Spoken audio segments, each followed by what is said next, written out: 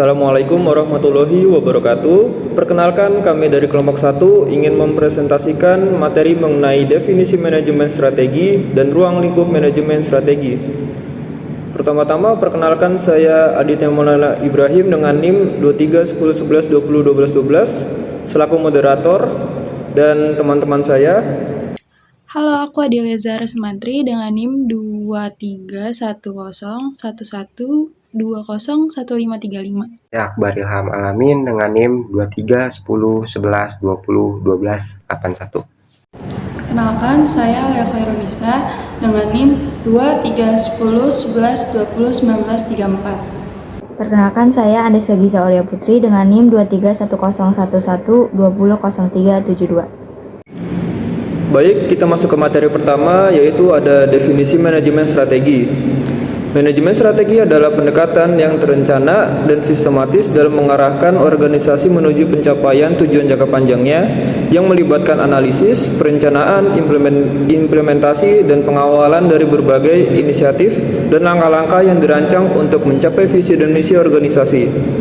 Manajemen strategi melibatkan proses mengidentifikasian sarana, pengembangan rencana aksi, alokasi sumber daya, serta evaluasi dan pengendalian berkelanjutan untuk memastikan organisasi bergerak ke arah yang diinginkan.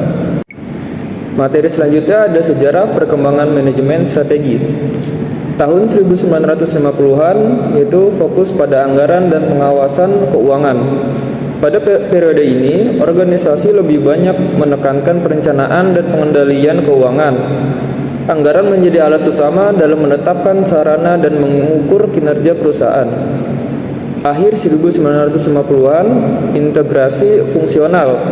Teori manajemen mulai berkembang ke arah integrasi berbagai fungsi dalam perusahaan seperti produksi, pemasaran, keuangan, dan sumber daya manusia. Tahun 1960-an, rencana perusahaan atau corporate planning. Perencanaan perusahaan mulai menjadi pusat perhatian. Fokusnya adalah membuat rencana yang lebih kompleks dengan mempertimbangkan kondisi ekonomi dan pasar.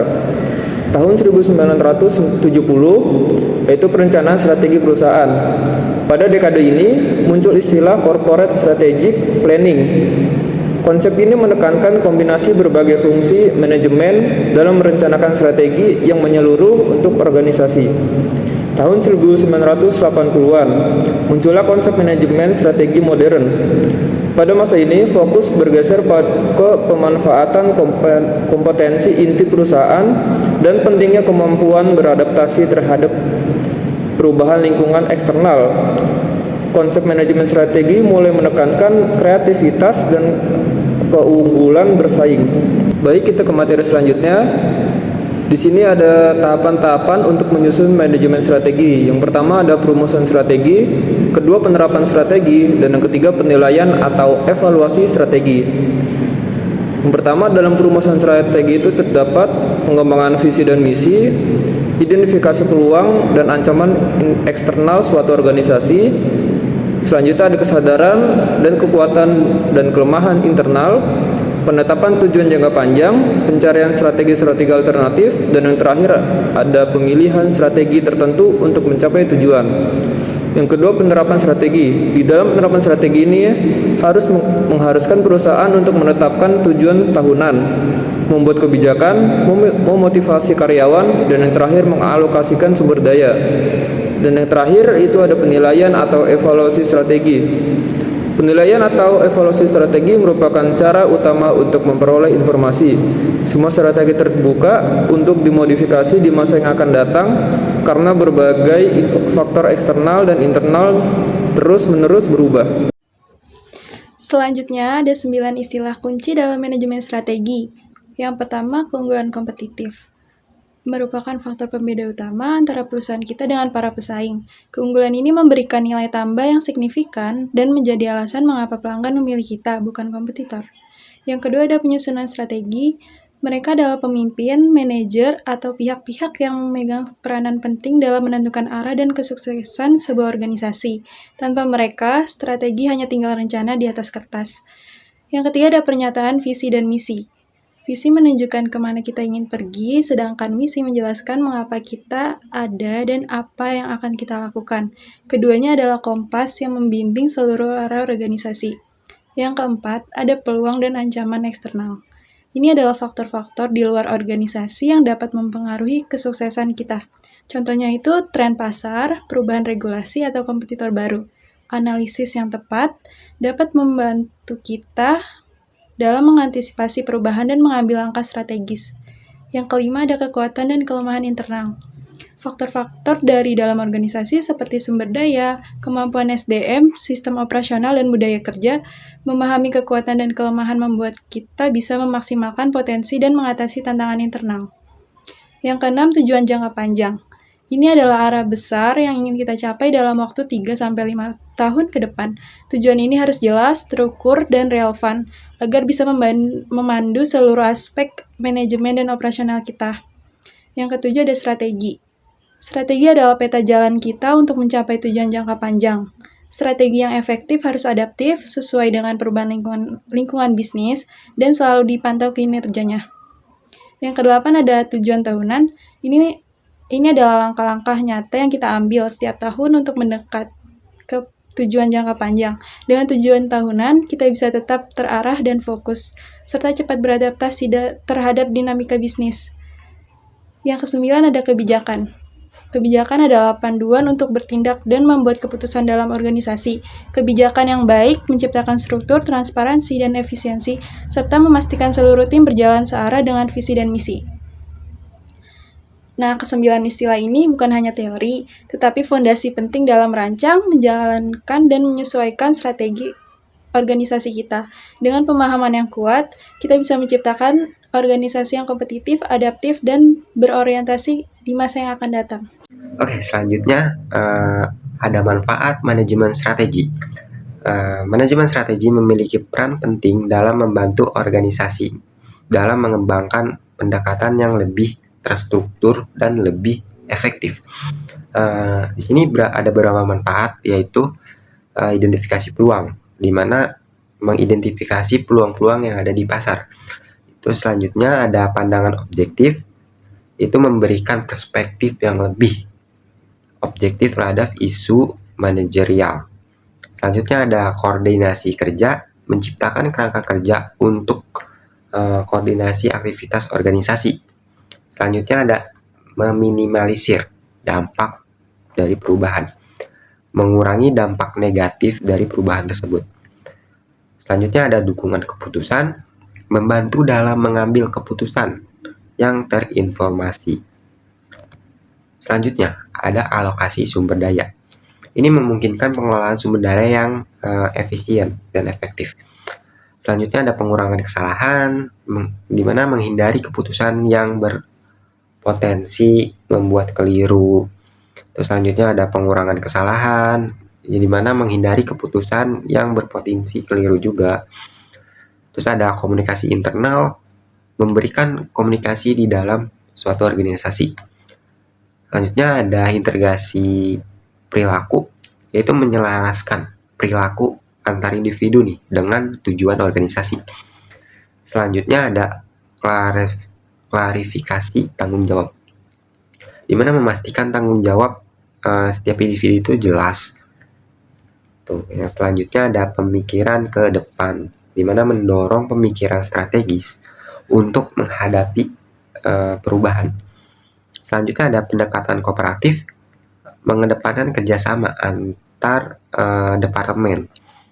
Selanjutnya ada mendorong perubahan positif, di mana mengadopsi sikap positif terhadap perubahan yang terjadi. Yang terakhir itu ada kedisiplinan dan formalitas, di mana menciptakan disiplin dalam manajemen bisnis. Baik, selanjutnya ruang lingkup manajemen strategi. Manajemen lingkup strategi mencakup beberapa aspek penting, termasuk yang pertama itu analisis lingkungan, melibatkan pemahaman mendalam tentang lingkungan eksternal dan internal organisasi. Yang kedua, perumusan strategi. Berdasarkan hasil analisis lingkungan, organisasi merumuskan strategi jangka panjangnya. Ini melibatkan pemilihan tujuan utama, penentuan segmen pasar, pengembangan proporsi nilai, dan pemilihan arah umum yang ingin dicapai organisasi. Yang ketiga, perencanaan taktis. Setelah merumuskan strategi, langkah selanjutnya adalah merencanakan tindakan konkret untuk mewujudkannya. Yang keempat, implementasi. Ini adalah tahap di mana rencana taktis diterapkan.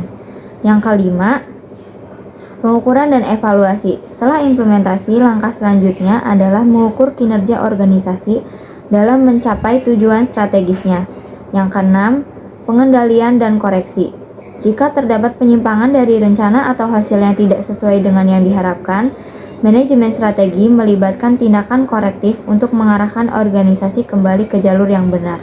Yang ketujuh, adaptasi dan fleksibilitas. Lingkungan bisnis selalu berubah, oleh karena itu, manajemen strategi juga harus bersifat adaptif. Yang selanjutnya, manajemen strategis dan etika bisnis yang efektif. Etika bisnis mencakup prinsip dan norma yang mengarahkan perilaku organisasi dan individu dalam lingkungan bisnis. Dengan mengintegrasikan etika bisnis dalam budaya organisasi, perusahaan dapat menciptakan lingkungan kerja yang bermoral, berintegritas, dan berkelanjutan, yang pada akhirnya berkontribusi pada kesuksesan jangka panjang dan hubungan yang baik dengan berbagai pihak yang terlibat. Selanjutnya, fungsi kode etik. Yang pertama, definisi perilaku diterima. Kode etik membantu dalam mengidentifikasi dan menggambarkan perilaku yang diharapkan dari anggota organisasi dalam berinteraksi dengan berbagai pemangku kepentingan. Yang kedua, standar praktik tinggi. Kode etik mendorong praktik bisnis yang bermutu tinggi dan bermoral, menciptakan reputasi positif bagi organisasi. Yang ketiga, evaluasi diri. Kode etik memberikan patokan bagi anggota organisasi dalam menilai apakah tindakan mereka sesuai dengan nilai-nilai dan norma organisasi. Dan yang terakhir, kerangka kerja tanggung jawab. Kode etik menetapkan kerangka kerja untuk perilaku yang bertanggung jawab dan etis, mengarahkan keputusan yang diambil. Selanjutnya, prinsip etika bisnis yang baik. Yang pertama, dapat dipercaya. Kepercayaan adalah dasar hubungan bisnis yang kuat. Organisasi dan individu yang dapat dipercaya akan menarik lebih banyak pelanggan dan mitra bisnis. Yang kedua, berpikiran terbuka. Menerima masukan dan umpan balik dari berbagai pihak, membantu organisasi untuk beradaptasi dan memperbaiki diri secara terus-menerus. Yang ketiga, penuhi komitmen dan kewajiban. Memenuhi komitmen dan kewajiban kepada pelanggan dan rekan bisnis adalah landasan untuk membangun reputasi yang baik. Dan yang terakhir, kontrol akuntansi. Mengendalikan aktivitas akuntansi membantu mencegah praktik-praktik yang merugikan dan menciptakan integritas dalam pelaporan keuangan. Baik, kita masuk ke kesimpulan pada presentasi kali ini. Manajemen strategi adalah proses yang dilakukan organisasi untuk merencanakan dan mengatur langkah-langkah agar bisa mencapai tujuan jangka panjangnya. Proses ini melibatkan analisis kondisi lingkungan, pembuatan rencana, pelaksanaan, dan evaluasi hasil. Dengan manajemen strategi, organisasi dapat memanfaatkan peluang, mengatasi tantangan, serta menggunakan sumber daya secara efektif agar tetap berkembang dan bersaing dengan baik di pasar. Selain itu, penerapan nilai-nilai etika juga penting untuk menjaga kepercayaan dan keberlanjutan organisasi.